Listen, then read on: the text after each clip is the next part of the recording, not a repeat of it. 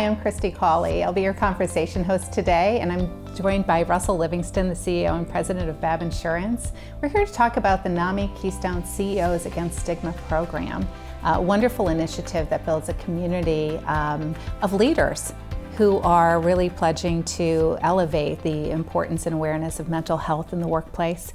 So this is a brand new program, a tool, and you were one of the first CEOs to sign on, so thank you so much.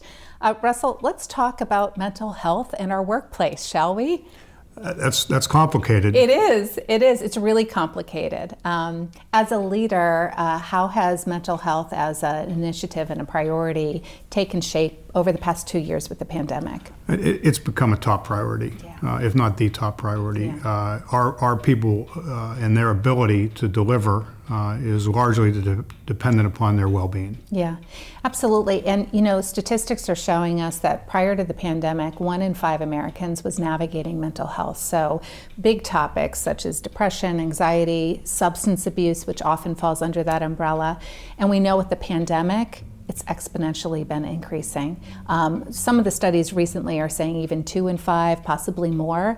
And the biggest segment of growth in accessing mental health resources and needs has been teens to 20-some-year-olds. Yeah. So our employees that we're looking to hire and looking to retain in that age group, and also our employees who are their parents. Yeah. Right? It definitely takes a toll. I don't think it's missed a category, right? Right. You know, you talked about teens and their challenges. You also talk about people who are experiencing challenges associated with dealing with aging parents. Absolutely. And that particular industry, the long-term care industry, has been radically impacted by the pandemic. So I think one of the things most leaders, when we kind of take a pause and we think about the world as a whole, you know, our experience with the pandemic, whether it's been through our workforce compression and changes, caring for loved ones, loss and grief, economic concerns, it hasn't hit all of us the same way. Right. So it's not a one-way process or a one-trick pony in handling. And it's a tough topic to talk about at work, isn't it? We need help. We do, right? We really do. Which is why I really give you a lot of credit and a lot of thanks for being one of the first CEOs to sign on with the NAMI Keystone program.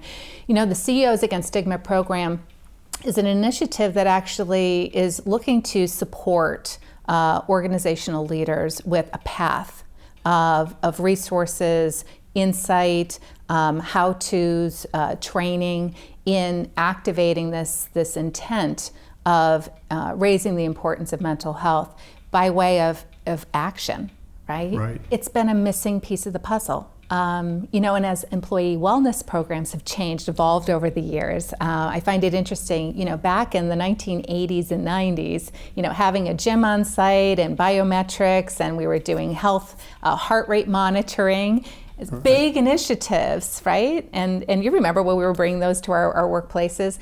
What was behind that at the time?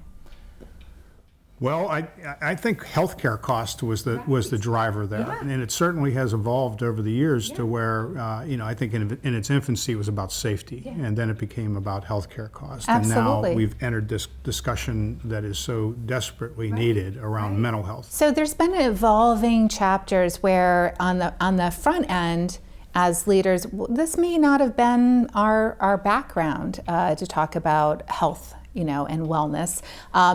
Even with nutrition that came in the early 90s, you know, we started replacing all of our soda or pop, however you call it, with water in our vending machines. You know, who saw that coming? And now we are recognizing we have a need right here in front of us, and we need to start actually taking action and doing things differently to impact our culture. So Russell, as we're talking about this new foray of employee well-being and employee wellness, you know, when it comes down to it, it's tough to talk about, isn't it? It is tough to talk about. Yeah. And I think a lot of people have bottled it up and set it aside. And we're seeing the need's always been there. Maybe it's been exacerbated by what's going on with the pandemic. And the question is, for leadership, what do we do with that? And that's been the challenge, because we're not necessarily trained or capable. Sure.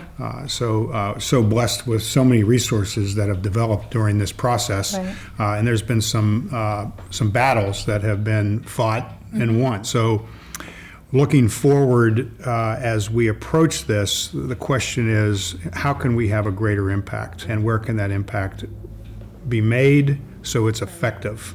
So we believe that an employer is one of the primary stakeholders of this. We also believe that the pandemic has created the metaphor. We need to bend the curve, right?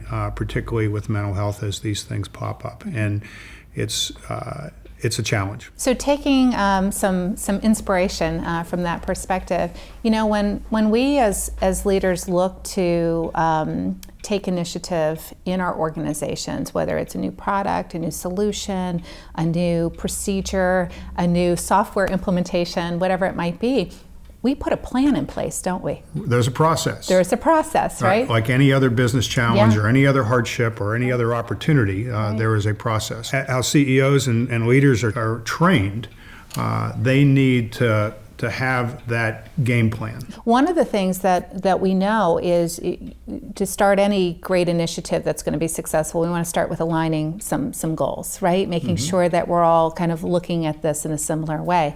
And you know, actually working with your healthcare, your benefits broker can be a great approach, because what is your people data telling you as an organization? Right? Not keeping it buried in these little reports that only one or two people happen to look at, but really looking at that information as a whole, as a leadership team. Well, everything's data directed, right, anymore. But I think with this, this is, you know, oftentimes so personal and so complicated that I want to throw the data out.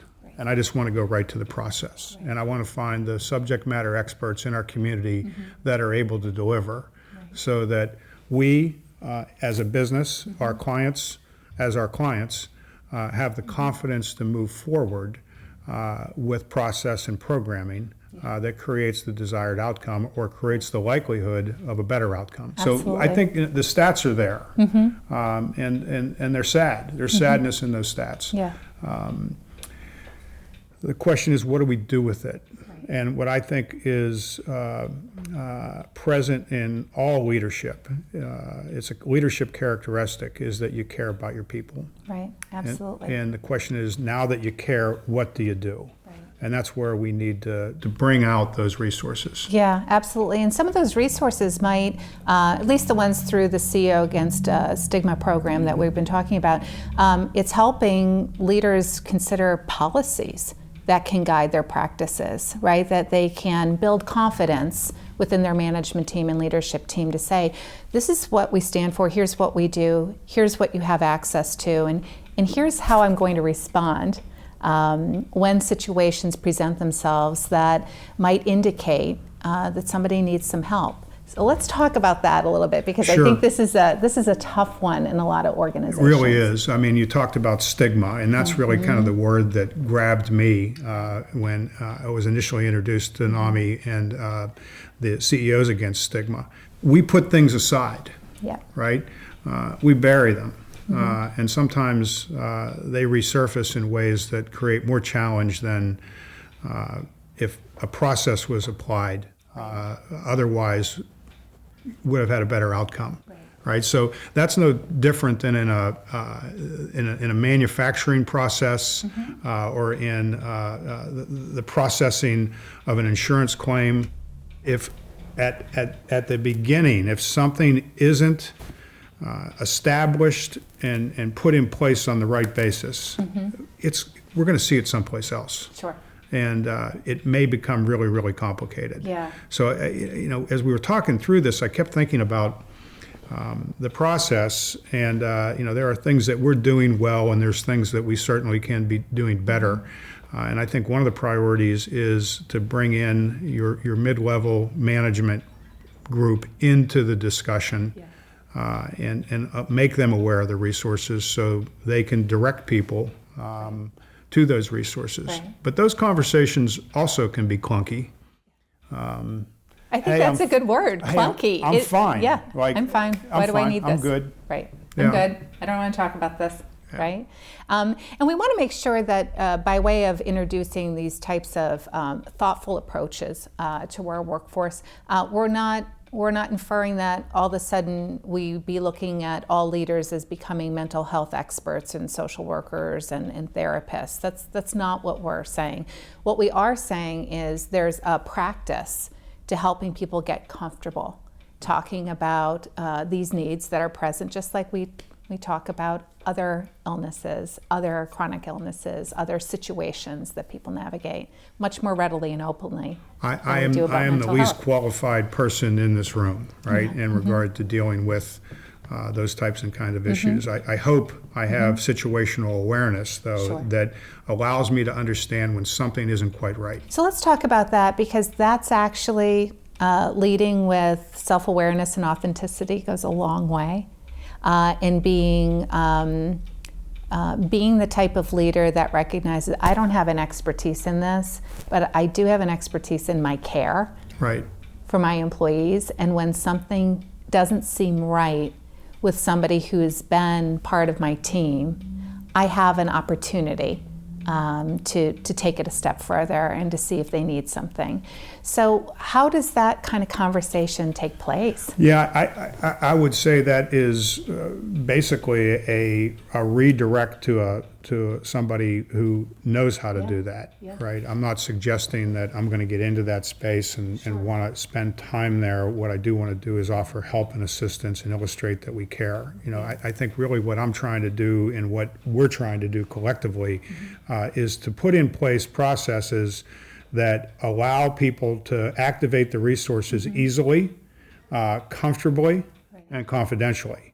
Beyond that, you know, I think there are processes that an employer can adopt that minimize the likelihood or affect, maybe a better way to describe it, the likelihood of someone needing that help and service. Yeah. And I look at myself as an example. The way that I work through things is by a community of people that I can go to and talk to, and through physical activity. Yeah.